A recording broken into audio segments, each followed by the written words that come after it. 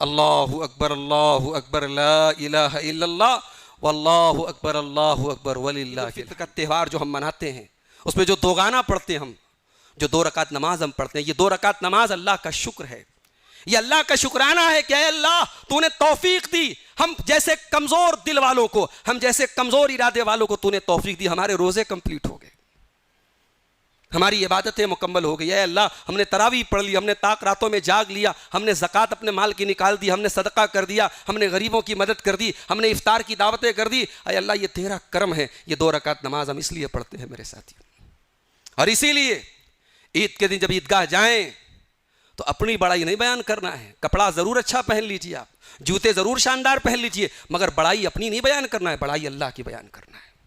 اللہ اکبر لا الہ الا اللہ واللہ اکبر وللہ الحمد۔ یہ تکبیر کے کلمات عیدگاہ میں جب تک عید کی نماز کے لیے امام کھڑا نہ ہو جائے تب تک یہ تکبیر کے کلمات زبان پر جاری رہنے چاہیے۔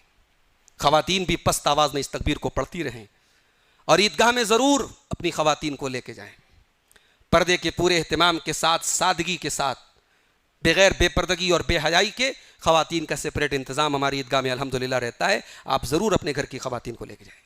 ایون اگر عورتیں پیریڈز میں ہیں تب بھی وہ جائیں گی، وہاں نماز سے دور رہیں گی، مگر عید کی خوشی میں اور مسلمانوں کی دعا میں شامل رہیں گی۔ یہ اللہ کے نبی کی سنت اور آپ کا حکم ہے۔ عید کے دن جب آپ جائیں گھر سے کچھ کھجور وغیرہ کھا کے جائیں، یہ اللہ کے نبی کی سنت ہے۔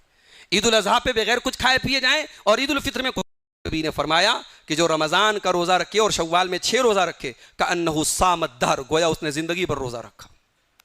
یعنی اگر آپ ہر سال اس کو اپنا معمول بنا لے کہ 30 روزہ 29 روزہ رمضان کا رکھنا ہے اور باقی 6 روزہ شوال میں، اور شوال میں وہ کبھی بھی رکھ سکتے ہیں، آپ پورے شوال میں کبھی بھی رکھ سکتے ہیں، عید کا دن چھوڑ کے۔ عید کے دن آپ کو روزہ رکھنا حرام ہے، عید کے دن کے بعد آپ عید کے پورے چاند میں کبھی بھی یہ 6 روزہ کنٹینیو بھی کر سکتے ہیں، گیپ دے کے بھی رکھ سکتے ہیں۔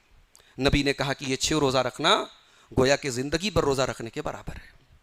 تو یہ 6 روزہ بھی ہمیں یہ سبق دے رہا ہے کہ نیکیوں کا موسم ٹھیک ہے، رمضان جیسا ماحول ہمیں نہیں ملے گا، مگر نیکیاں ختم نہیں ہو رہی ہیں۔ افسوس تب ہوتا ہے میرے ساتھیوں جب ہماری ایک بڑی تعداد جو رمضان میں بڑی عبادتیں کرتی ہے، طاق راتوں میں بڑی دیر تک جاگتی ہے، اور رمضان کے بعد وہ سلمان خان کی فلم کو ہٹ کرانے کے لیے تھیٹرز کا رخ اختیار کرتی ہے۔ ہماری وہی نوجوانوں کی بھیڑ ناچ گانوں کی اور میوزک کی محفلوں میں نظر آتی ہے، وہی ہماری نوجوانوں کی بھیڑ جو کل تراویح اور اعتکاف میں نظر آتی ہے، رمضان کے بعد عید کے چاند میں میرے پیارے ساتھیوں برائی کی اڈوں پہ نظر آتی ہے۔ یاد رکھو میرے ساتھیوں، نیکی کرنے کے بعد اگر انسان نیکی کو کنٹینیو نہ رکھے تو یہ بھی نیکی کے برباد ہونے کی ایک نشانی ہے۔ عید الفطر کے دن کچھ کھا پی کے نکلا جائے اور عید الاضحیٰ کے دن بغیر کچھ کھائے انسان نکلے اور آ کر کے قربانی کے گوشت سے شروعات کرے، یہ بھی اللہ کے رسول کی سنت ہے۔ بخاری اور مسلم کی روایت ہے، حضرت انس کہتے ہیں کہ اللہ کے نبی صلی اللہ علیہ وسلم عید کے دن نہیں نکلتے تھے حتیٰ یأکل تمرات، جب تک کہ آپ کچھ کھجوریں نہیں کھا لیتے تھے۔ ایسا کیوں رکھا گیا؟ ایسا شریعت میں کیوں مسئلہ رکھا گیا؟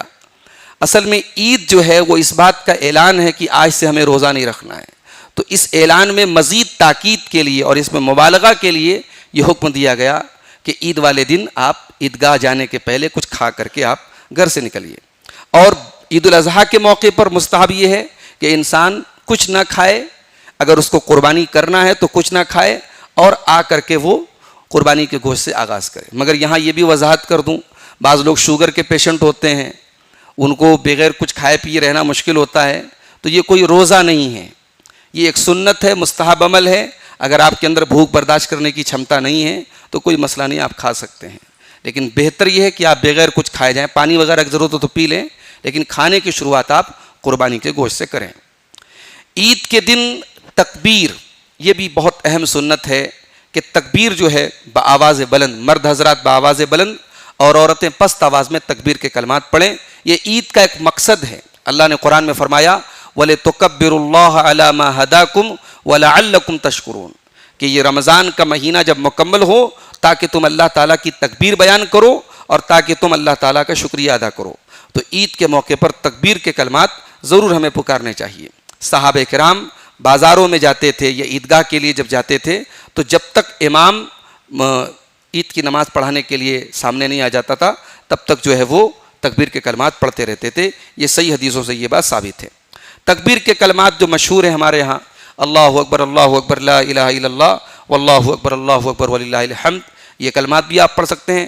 اس کے علاوہ اللہ اکبر کبیرہ والحمد للہ کثیرہ وسبحان اللہ بکرۃ واصیلا، یہ کلمات بھی آپ پڑھ سکتے ہیں. یہ سارے کلمات حدیث سے ثابت ہیں. عید کے موقع پر ایک دوسرے کو مبارکباد دینا یہ بھی جائز ہے، بلکہ بہتر ہے. صحابہ کرام ایک دوسرے کو مبارکباد دیتے تھے. صحیح سند سے حافظ ابن حجر نے نقل کیا ہے کہ صحابہ جب ایک دوسرے کو ملتے تھے تو بولتے تھے تقبل اللہ منا ومنکم، اللہ تعالیٰ ہماری اور آپ کی نیکی کو قبول کرے. تو تقبل اللہ منا ومنکم بولیں تو زیادہ بہتر ہے. اگر آپ عید مبارک وغیرہ بھی بولتے ہیں تو کوئی حرج کی بات نہیں ہے، جائز ہے، اس میں کوئی حرج کی بات نہیں ہے. عیدین کے موقع پر انسان اچھا کپڑا پہنے، یہ بھی اللہ کے رسول کی سنت ہے. ایک مرتبہ بازار میں ریشم کا ایک جبہ بک رہا تھا، تو حضرت عمر رضی اللہ تعالیٰ عنہ نے وہ جبہ خریدا اور کہا کہ اے اللہ کے نبی، میں نے یہ اس لیے خریدا ہے تاکہ آپ اس کو پہنے عید کے موقع پر، اور جب آپ سے کوئی ڈیلیگیٹس آتے ہیں، وفود آتے ہیں ملنے کے لیے، تو آپ اس موقع پر اس کو پہنیں. لیکن چونکہ وہ ریشم کا کپڑا تھا تو اللہ کے نبی صلی اللہ علیہ وسلم نے منع کر دیا اور کہا کہ یہ اس کا لباس ہے جس کا آخرت میں کوئی حصہ نہیں. یعنی ریشم کا کپڑا دنیا میں مردوں کے لیے جائز نہیں. تو نبی نے اس پر نہیں منع کیا کہ تم میرے لیے اچھا کپڑا کیوں لائے، نبی نے ریشم پر منع کیا. اس سے پتہ چلا کہ عید کے موقع پر اچھا کپڑا پہننا یہ بھی سنت ہے.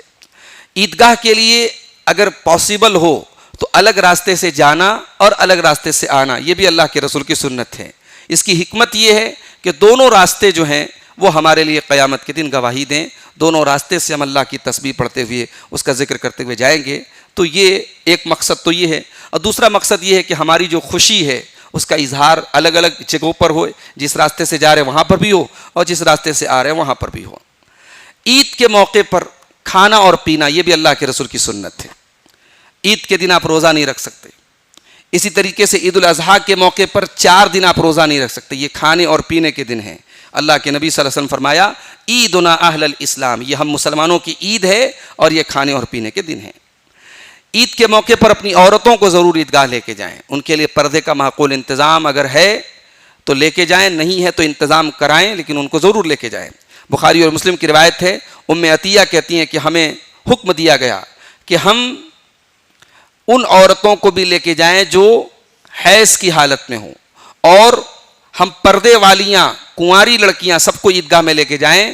جو حیض والی عورتیں ہیں وہ مصلی سے دور رہیں گی لیکن امام کی دعا میں شامل رہیں گی اور اجتماعیت میں شامل رہیں گی.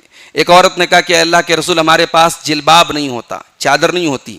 تو آپ نے فرمایا کہ اس کی سہیلی اس کو چادر دے دیں. یعنی کوئی ایکسکیوز اللہ کے نبی نے قبول نہیں کیا کہ ہر حال میں آپ کو لے کے جانا ہے اپنی عورتوں کو. اسی طریقے سے عید الاضحیٰ کے موقع پر ایک ضروری چیز یہ ہے کہ جس کو قربانی کرنا ہو وہ عید کا چاند دیکھنے سے لے کر کے اپنی قربانی کرنے تک اپنا بال اور ناخن نہ کاٹے. اللہ کے رسول نے فرمایا کہ جب تم ذی الحجہ کا چاند دیکھو اور تم میں سے کوئی قربانی کرنے کا ارادہ کرے تو اپنے بال اور ناخن نہ کاٹے. البتہ جس کو قربانی نہیں کرنا ہے جس کو کرنا ہے اس کے لیے تو ضروری ہے. جس کو قربانی نہیں کرنا ہے، اس کے پاس طاقت نہیں ہے قربانی کرنے کی، اس کے لیے بھی مستحب ہے کہ وہ اپنا بال اور ناخن نہ کاٹے. اور عید کے دن جب لوگ اپنے اپنے جانوروں کی قربانی کرے وہ اپنا بال اور ناخن کاٹ لے، تو اس طریقے سے انشاءاللہ اس کو قربانی کا ثواب ملے گا. یہ ابو داؤد کی صحیح روایت سے یہ بات ثابت ہے. تو یہ عیدین کے تعلق سے چند احکام ہیں. اللہ تعالیٰ سے دعا ہے رب العالمین آنے والی عید الفطر کو ہمیں صحیح طریقے سے منانے کی توفیق عطا فرمائے اور ہماری خوشیوں میں بھی ہمیں سنت رسول کی پابندی کرنے کی توفیق عطا فرمائے. آمین. وآخر دعوانا الحمد للہ رب العالمین. والسلام علیکم ورحمۃ اللہ.